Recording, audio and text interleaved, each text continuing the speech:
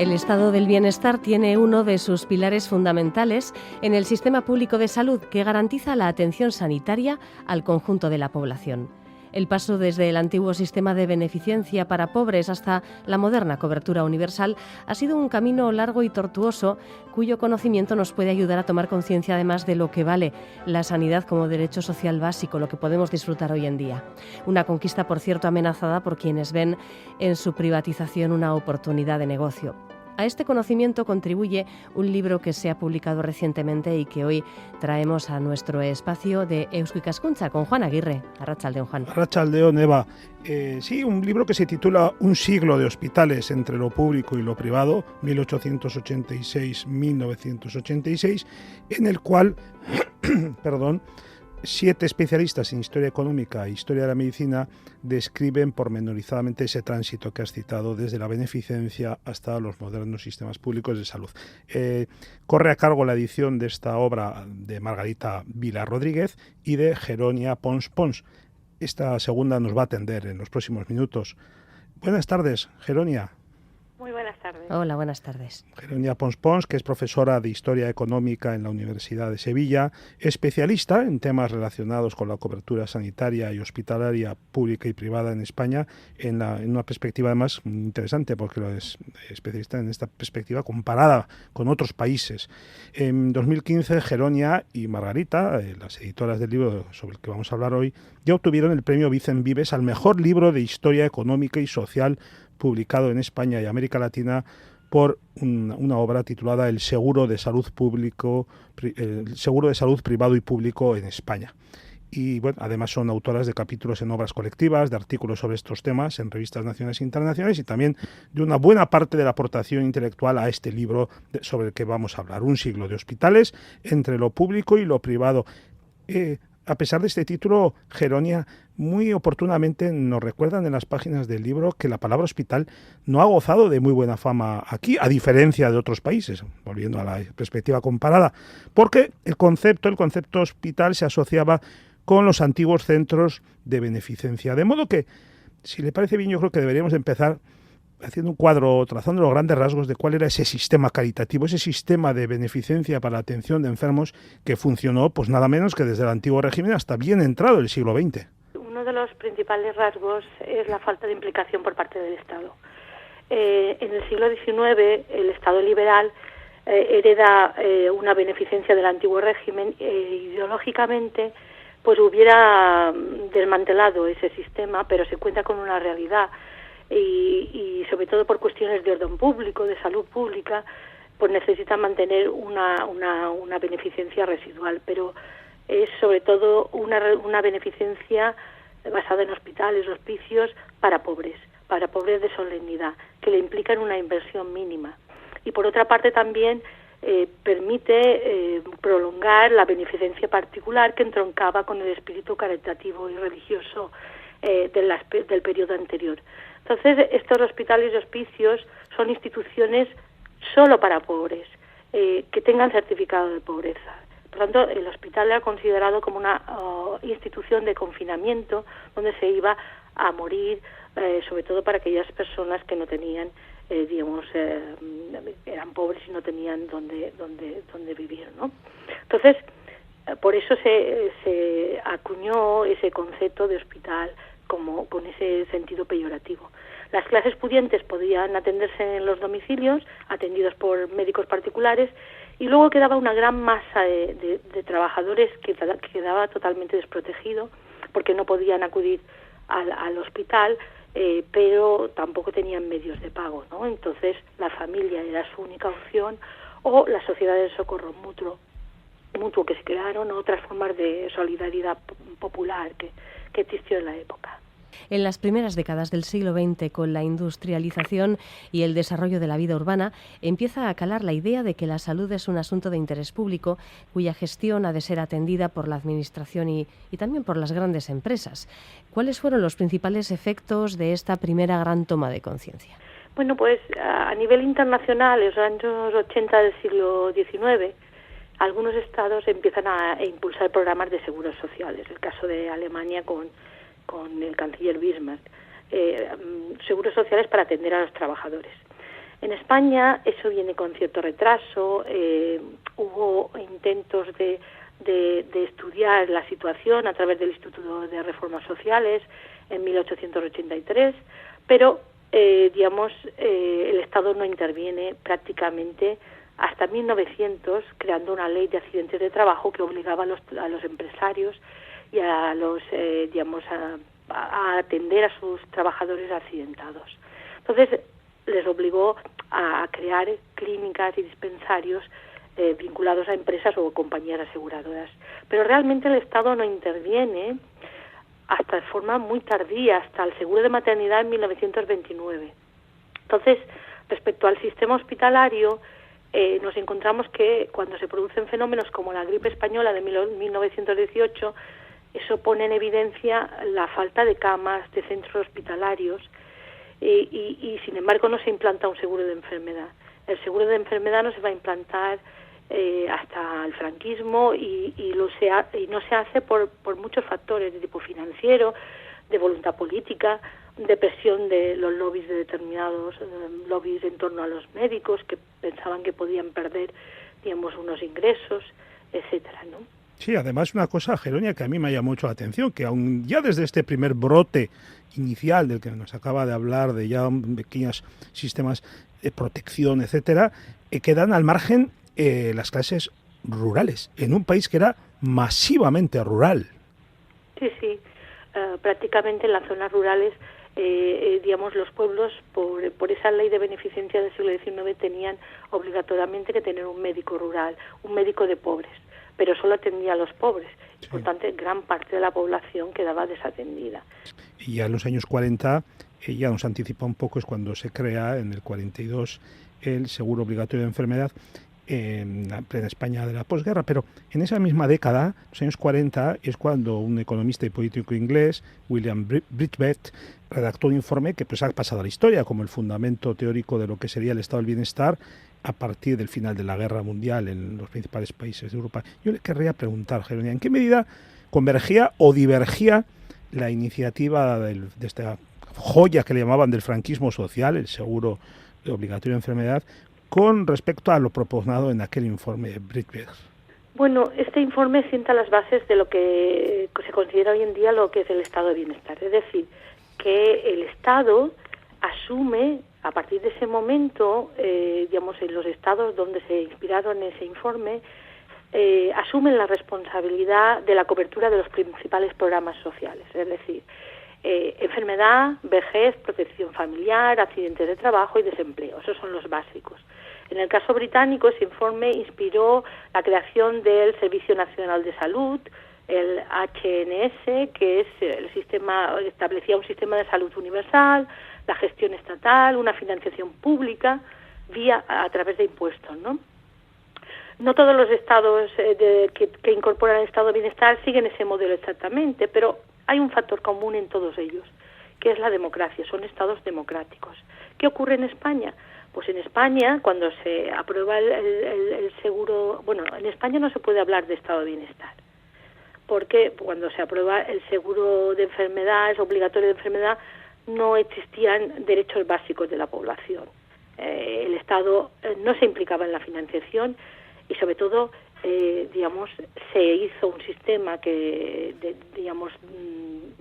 un sistema de cotización que se basaba en unos salarios muy bajos de los trabajadores y, por tanto, con eso se intentó construir un sistema de cobertura de enfermedad sin ningún interés redistributivo y sin ninguna aportación o escasa aportación del Estado.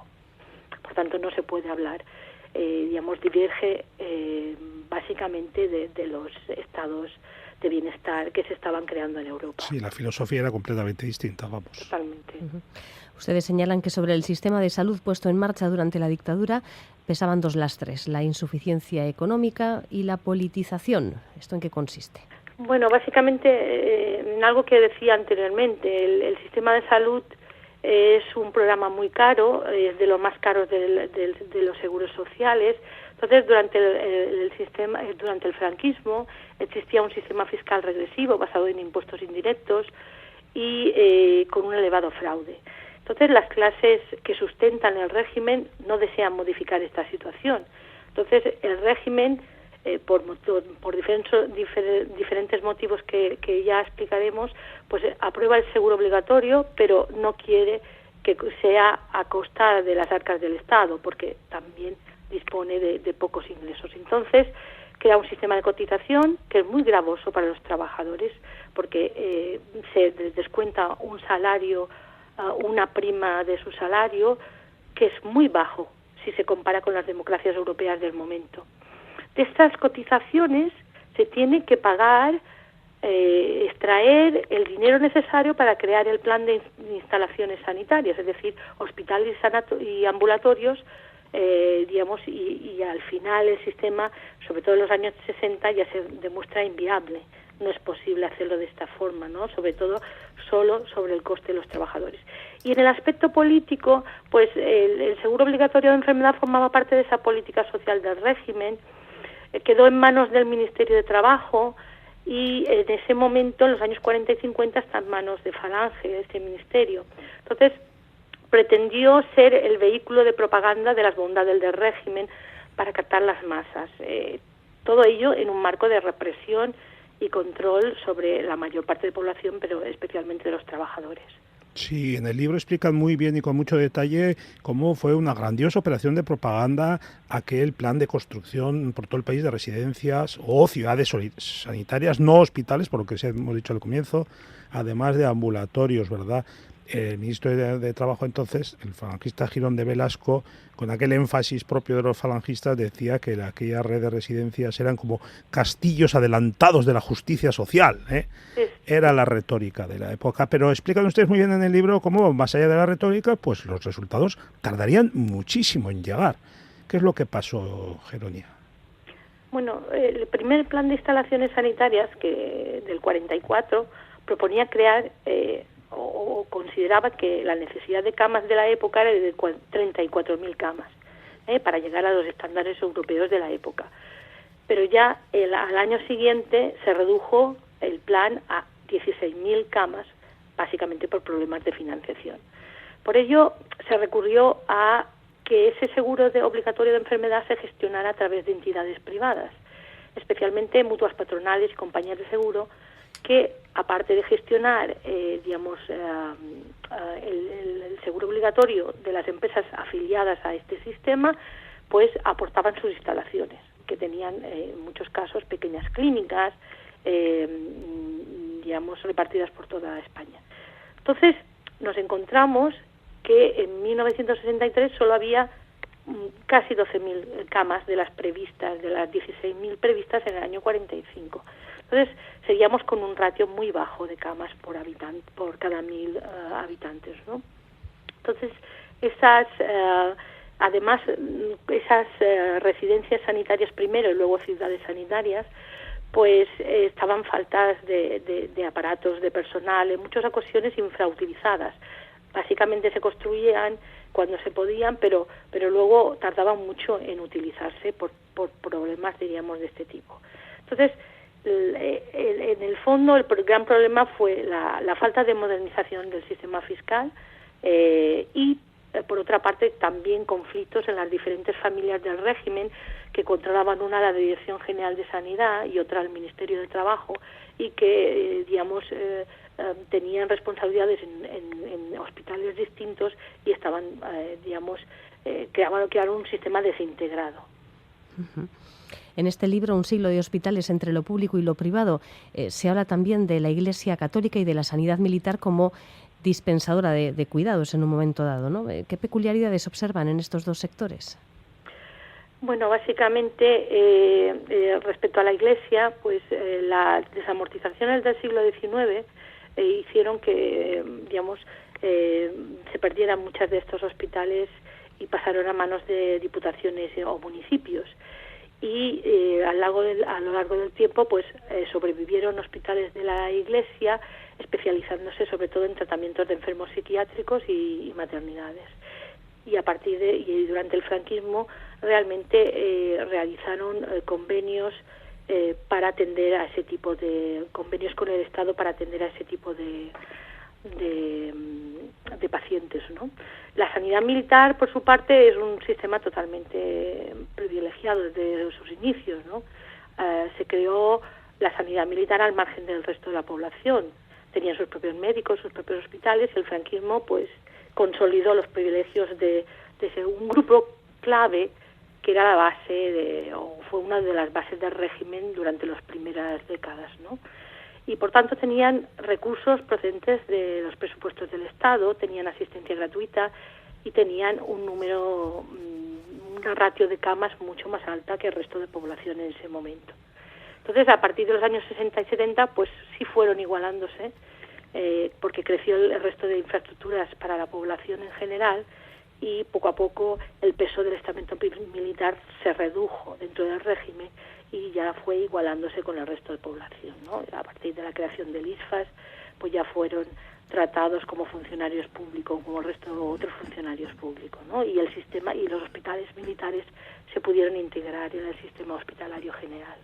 Sí, porque en esos años 60 y 70 se ensayó hizo un intento de modernización de la sanidad pública, pero sin tocar aspectos esenciales, desde nuestro punto de vista actual, claro, como la medicina preventiva o la sanidad ambiental.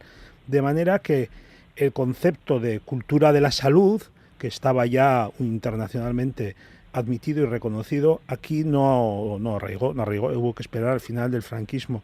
Y quisiera, por tanto, al hilo de esto, preguntarle a Jerónimo ¿hasta qué punto esto implicó un retraso importante de la sanidad española respecto a su entorno europeo?